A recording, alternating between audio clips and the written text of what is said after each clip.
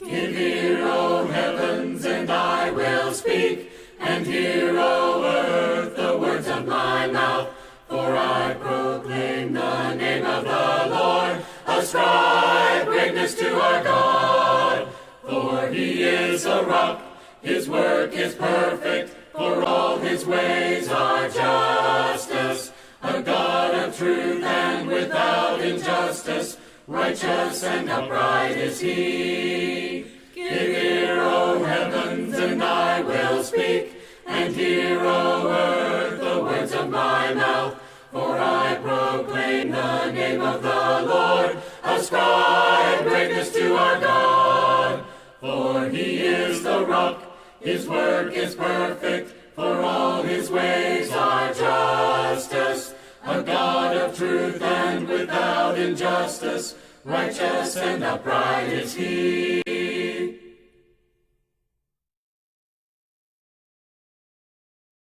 How do you see this old world? Oh, how do you soak it all in? Oh, where did you come from, and why are you here? And what does it all really mean? Am I just here to make money, or die in the vain quest for peace? How can I find out if there's truth in the world, or shall I just live as I please? I've been told that Jesus is the answer. Jesus is the way. Jesus is the only life worth living here today. I've been told that Jesus is the truth that all the world needs to know. The one in whom consists all things is the one who loves me so. Follow your heart and your feelings is all my friends seem to believe. There has to be more than this earth has in store before this shall ceases to breathe. Could it be Christ is my Savior? He's proven himself in the past by walking on water and raising the dead, ascending triumphant at last. Now I know that Jesus is the answer. Jesus is the way. Jesus is the only life worth living here today. Now I know that Jesus is the truth that all the world needs to know. The one in whom consists all things is the one who loves me so.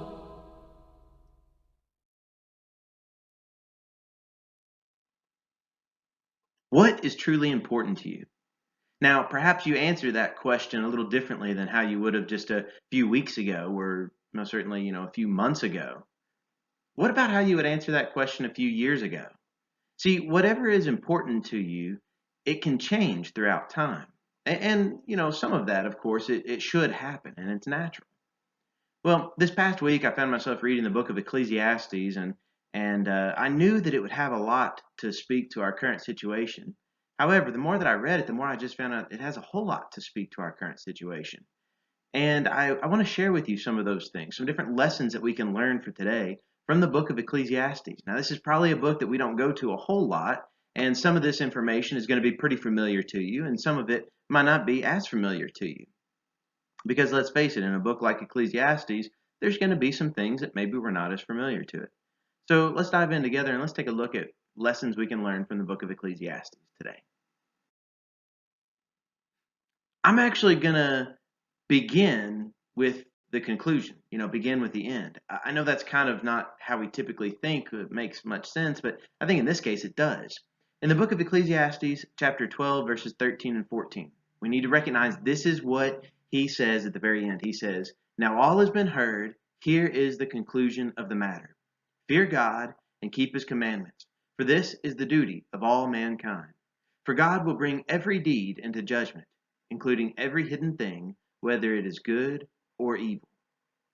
So if you want to know what to really get from the book of Ecclesiastes, I believe this conclusion kind of tells us, everything that he is searching for in this meaning of life and the point of life and what truly is important in this life, he comes down and this is the way that he ends it, with this conclusion. And I believe that we can see three main things in this conclusion. The first one is to fear God. The second one is to keep his commandments. And then the third one is to remember that judgment will happen. Now, I don't say this last one as something that should scare us. It's just something we need to recognize judgment is going to happen. And even as the text right here in verse 14 says, our deeds will be judged, whether they be good or evil. So just be aware of that. Everything that you do, there will be a judgment for that one day. Now, the writer of the book of Ecclesiastes, he's known as Koheleth or Kohelet. Maybe you've heard different variations of that. Basically, it's translated as the teacher or maybe the preacher, something like that. Personally, I kind of like to call him the teacher, so maybe we'll kind of stick with that idea that he is the teacher. So let us learn from him. What can we learn from him? Well, just earlier in this same chapter, this is how the book ends, but yet we see about this teacher and we see his point and what he was doing in all of this. Verses 9 through 11 of Ecclesiastes 12, we read, not only was the teacher wise, but he also imparted knowledge to the people. He pondered and searched out and set in order many proverbs. The teacher searched to find just the right words, and what he wrote was upright and true. The words of the wise are like goads, their collected sayings like firmly embedded nails given by one shepherd. So here, I believe it is so important to learn from the words of what the teacher tells us. So we're going to see a few things of what the teacher tells us. All the while keeping in mind, I like to look at this last verse in verse 11, given by one shepherd. Of course, we know the good shepherd is Jesus Christ, and all of this needs to be in keeping with what he said and what he did while here on this earth. And I believe that the things that we're going to look at this morning most certainly do that. So let's keep looking. Let's see what else we can find. For starters, the teacher, he points out something that I believe is very important for us to learn, and that is that life can at times seem like a meaningless cycle, like things are just continuing on and everything is just as it always has been. And what is the point of it all? Well, the teacher writes it like this. Ecclesiastes 1, verses 1 through 12. The words of the teacher, son of David, king in Jerusalem. Meaningless, meaningless, says the teacher, utterly meaningless. Everything is meaningless. What do people gain from all their labors at which they toil under the sun? Generations come and generations go, but the earth remains forever. The sun rises and the sun sets and hurries back to where it rises. The wind blows to the south and turns to the north. Round and round it goes, ever returning on its course. All streams flow into the sea, yet the sea is never full. To the place the streams come from, there they return again. All things are wearisome, more than one can say. The eye never has enough of seeing, nor the ear its fill of hearing. What has been will be again. What has been done will be done again. There is nothing new under the sun. Is there anything of which one can say, look, there is something new? It was here already, long ago. It was here before our time. No one remembers the former generations, and even those yet to come will not be remembered by those to follow them. See, sometimes this is how life can feel. It can feel like it's meaningless. In fact, the teacher kind of keeps saying, meaningless, meaningless, everything is meaningless, and that's a phrase that keeps getting repeated throughout the book of Ecclesiastes. The teacher tries to find importance and meaning to life in all these different areas of life. And everything he keeps saying, well, it comes up short. It's not quite the true meaning of life. We've already seen what the conclusion is, okay? Fear God, keep his commands, and remember judgment is going to be upon us one day. But yet, we still do search for meaning in life. We still do search for the point of it all, the purpose of it all. And here, this passage, I believe, is important for us to recognize that, yes, a lot of times we're not as aware of what has happened in times past. Sometimes we think something is brand new when in reality, it's just kind of repackaging of something that has already been here before, oftentimes at least.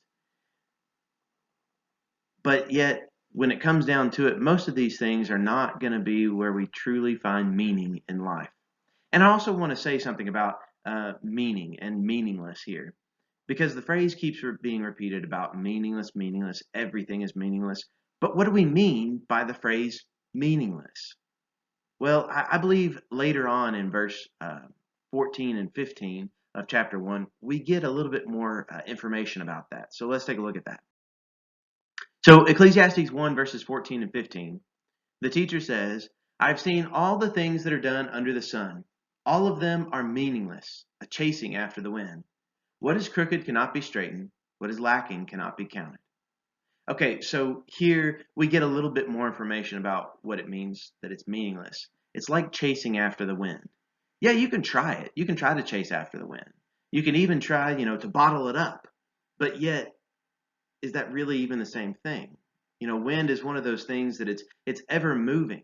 So you trying to grasp it in your hands or you try to bottle it up, it's no longer what it was to begin with. So it's just kind of pointless to try those things.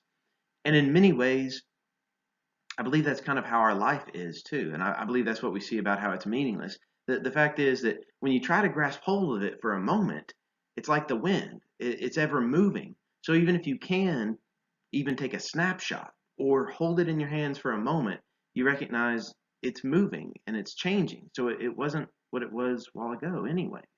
Just like in your life and what you find important and what you find meaningful in the life that you're living right now is likely different than how it was a few years back. And it's likely going to be even more different a few years in the future, Lord willing, that we're able to live that long. Then, we don't know what's going to be happening in the future. And we don't know how our life might be like in the future. But what we can do is we can see what's happening now. Instead of chasing after the wind, we can look at the wind. We can observe the wind. And we can learn a lot just by looking at that. Oftentimes, if we do try to grasp a hold of everything and try to figure out what all is going on, oftentimes life is going to throw some type of a monkey wrench into the plan. Or if you like the analogy, that life will throw us a curveball. We just don't always know what is around the corner and what might be coming our way. For instance, let's look at some other words that the teacher tells us. Ecclesiastes 9, verses 11 through 12. The teacher says, I have seen something else under the sun. The race is not to the swift or the battle to the strong, nor does food come to the wise, or wealth to the brilliant, or favor to the learned. But time and chance happen to them all. Moreover, no one knows when their hour will come. As fish are caught in a cruel net, or birds are taken in a snare, so people are trapped by evil times that fall unexpectedly upon them. It's hard to be able to see what might happen in this life. Sometimes the fastest person doesn't always win the race. We even have this whole story about the tortoise and the hare. Well, the whole thing is slow and steady, how it wins the race. Well, sometimes that does happen. Sometimes that is how it happens.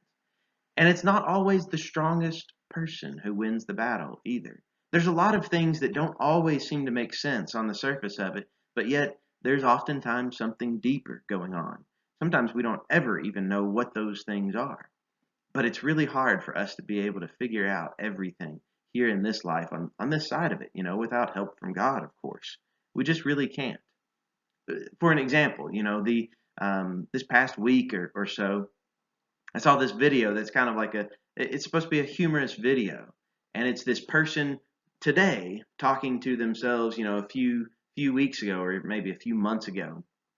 And they're trying to give them a heads up of the things that's going to be happening. And the way it's portrayed is, the person from the future is kind of saying these vague statements, not trying to give it all away, but then trying to give enough of a heads up of what's going to be changing. And, who would expect this? It sounds kind of a little crazy. It sounds kind of a little bit like it's a nonsense thing. But yet, here we are. We see things in our world right here, right now, that we wouldn't have been able to imagine, a year ago, a few weeks ago, even. Things are different. And sometimes they can be confusing to us. I saw another humorous thing on social media by one of my friends who they posted something along the lines of, you know, I never thought that I would enter into a bank with a mask on and be asking for money. But yet, that's kind of what we have to do with this social distancing at the time. Things can be a little confusing if we try to figure it all out. Things are not always going to make sense because it doesn't always work out how you might have it planned. Sometimes things just are unexpectedly coming upon us. But what do we do about that?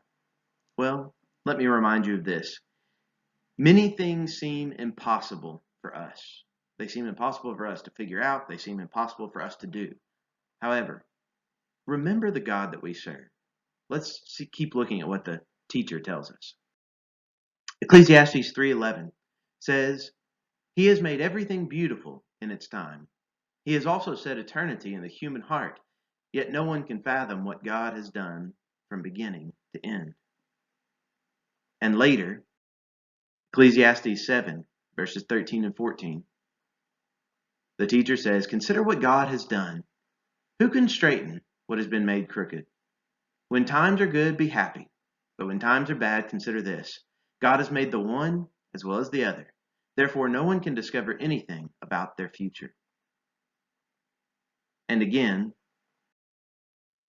Ecclesiastes 8, verses 16 and 17, the teacher says, "When I applied my mind to know wisdom and to observe the labor that is done on earth, people getting no sleep day or night, then I saw all that God has done.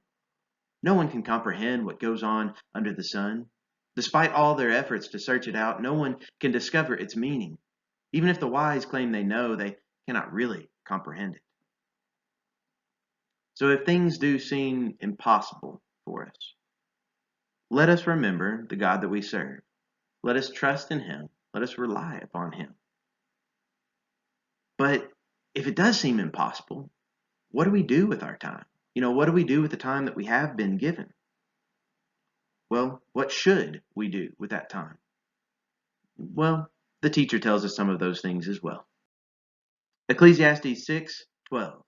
He says, "For who knows what is good for a person in life during the few and meaningless days they pass through like a shadow?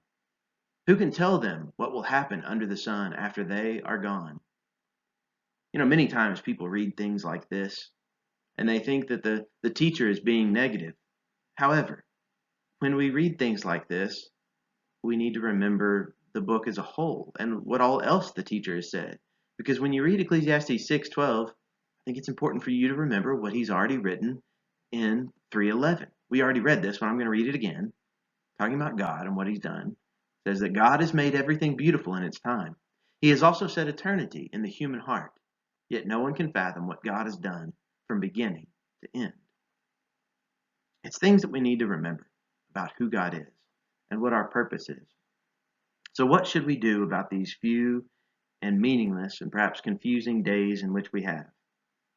Well, the teacher, he tried many things, and he gave us some words of wisdom along those lines.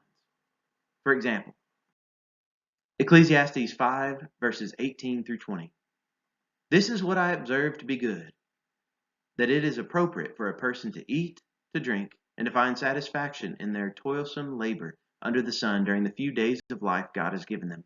For this is their lot.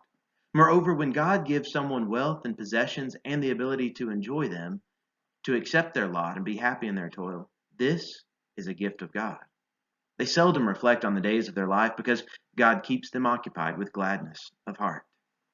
So here in all this, the teacher, he reminds us to focus on what truly is important. And many times the things that truly are important are a lot more simpler than what we might think of at first.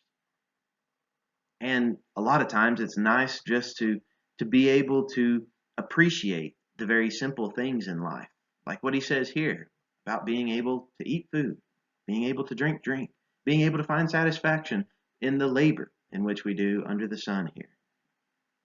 Those things, like eating and drinking, those are just simple things that sustain our life. Can we find enjoyment in that? Can we find meaning in just living life in the simple things? There's also another passage in which the teacher says some more things. In fact, it was before this one. In Ecclesiastes chapter 2, verses 24 and 25, the teacher says, "A person can do nothing better than to eat and to drink and find satisfaction in their own toil. This too I see is from the hand of God. For without him, who can eat or find enjoyment?" He says kind of the same thing. And by the way, he says the same thing not just in chapter 2 and chapter 5, but he says it in a few other chapters as well. The teacher is just getting us to realize there are simple things in life in which we need to find satisfaction, that we need to be able to find the blessings of it, the good things within it. Are you able to do that at this time? Well, if you find it difficult, I would recommend perhaps getting out your Bible and taking a look at the book of Ecclesiastes, because I think you will find a lot more than just what we covered in this lesson that the teacher has lived. He's been there, he's done that, and he's learned from it, and he's willing to teach us. Let's learn from it, and let's see what we can learn about life and about some of the uncertainties, but also about some of the certainties. For instance, it's God who gives us these great blessings. It's God who, in fact, gives us all great things that come to us. And we need to remember, like it is so important, the very end, the very conclusion of the matter that he gives us at the end of the book. The conclusion of the matter found in Ecclesiastes 12, verses 13 and 14. I'll read this again. We already looked at it at the very beginning, but we're going to look at it again. "Now all has been heard. Here is the conclusion of the matter. Fear God, keep his commandments, for this is the duty of all mankind. For God will bring every deed into judgment, including every hidden thing, whether it is good or evil." So the ultimate conclusion, fear God, keep his commandments, and also remember that there will be a judgment. For all of the good things, for all the evil things that we do, there will be a judgment. These things aren't supposed to be scary. We're not supposed to fear God in the sense of we're afraid of God. We're supposed to fear God in the sense that we revere him, that we respect him, that we recognize he has done all of these things around us. He has made all of these things around us. And there are some commandments that he's asked. There are some requirements that he has given us. Are we fearing God? Are we keeping his commandments? And are we remembering that judgment will be coming? I believe if we think about these things, then they can change the way that we live our lives. They can perhaps even change the way we think about our life right here, right now, and also every day after. I run for the crown, I race for the prize, I press toward the upward call of God. I run for the crown, I race for the prize, I press toward the upward call of God. I fight with all my might to keep on living for the Christ. I know there is a glorious end in sight. The crown of life, the crown of victory I shall wear. So I sing the song of triumph till I'm there. I run for the crown, I race for the prize, I press toward the upward call of God. I run for the crown, I race for the prize, I press toward the upward call of God. I fight with all my might to keep on living for the Christ. I know there is a glorious end in sight. The crown of life, the crown of victory I shall wear. So I sing the song of triumph till I'm there. I run for the crown, I race for the prize, I press toward the upward call